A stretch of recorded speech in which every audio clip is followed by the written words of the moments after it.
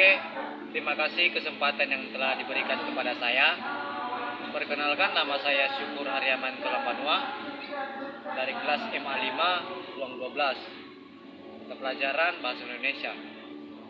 Langsung saja saya akan menjelaskan tentang ragam bahasa. Perlu kita ketahui, ragam bahasa itu merupakan bahasa menurut pemakaian yang berbeda-beda, menurut topik yang dibicarakan, ataupun menurut hubungan pembicara, kawan bicara, ataupun orang yang kita bicarakan. Dan banyak berbagai bahasa yang kita pakai untuk sehari-hari. Lalu ada beberapa faktor penyebab pecahnya ragam bahasa itu. Beberapa penyebab faktor ragam bahasa yang ada di Indonesia. Yang pertama, faktor budaya. Faktor budaya itu merupakan bahasa yang mempunyai perbedaan kultur di suatu daerah atau yang berbeda-beda. Lalu yang kedua, faktor sejarah. Faktor sejarah itu mempunyai kebiasaan adat istiadat dan bahasa nenek moyang sendiri-sendiri dan berbeda-beda antara daerah dengan yang satu dengan yang lain. Terus yang ketiga, faktor perbedaan demografi. Perlu kita ketahui, setiap daerah yang memiliki daratan yang berbeda, seperti daerah pantai, pegunungan, dan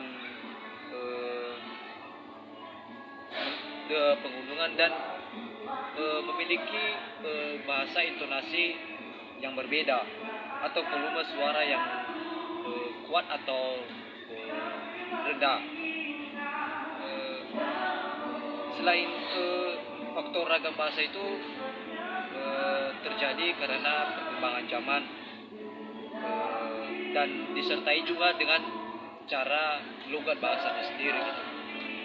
Dan ada juga beberapa atau jenis-jenis ragam bahasa, yang diantaranya ragam dialek.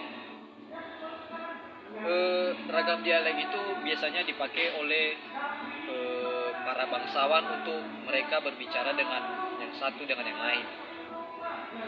Terus yang kedua, ragam terpelajar. Ragam terpelajar itu yang kita ketahui dulu di Indonesia sering dipakai di dunia pendidikan seperti SD, SMP, SMA, bahkan kita yang sedang kuliah sekarang. Bahasa terpelajar itu sering kita pakai untuk sehari-hari antara kita mendengar dan mengetahui sesuatu informasi yang dari lawan pembicara kita. Dan yang ketiga, ragam resmi. Ragam resmi ini biasa digunakan dalam pertemuan-pertemuan seperti kantor, sekolah, ataupun di bagai-bagai pertemuan-pertemuan di luar lah, seperti itu kira-kira. Dan juga dalam bahasa resmi ini juga memiliki ciri-ciri gitu, yaitu pertama menggunakan unsur gramatikal secara konsisten. Terus yang kedua, menggunakan bahasa yang lengkap. Terus menggunakan kata ganti resmi, menggunakan kata baku. Terus yang terakhir menggunakan kata EYD gitu. Dan keempat, yang jenis-jenis ragam tadi ya, ragam bahasa, yaitu ragam yang keempat, ragam tidak resmi. Ragam tidak resmi ini seperti yang kita ketahui dalam setiap pergaulan kita, tidak resmi hanya secara percakapan secara pribadi, tidak dilingkupi dengan banyak orang gitu. Dan juga mempunyai contoh ragam lisan. Contohnya seperti ragam bahasa cakapan, ragam bahasa pidato, ragam bahasa kuliah, terus ragam bahasa panggung. Dan cara kita mengekspresikannya berbeda-beda di tempat situasi gitu. Dan di mana kita ada, kita akan memperhatikan atau menggunakan bahasa di mana contohnya kita kalau lagi di sekolah, kita juga memakai bahasa sekolah. Atau kita kalau sedang di kantor dan bahasa yang digunakan pasti resmi atau secara atau juga pertemuan-pertemuan di contohnya datang seorang kepala daerah atau wali kota harus menggunakan bahasa yang resmi. Dan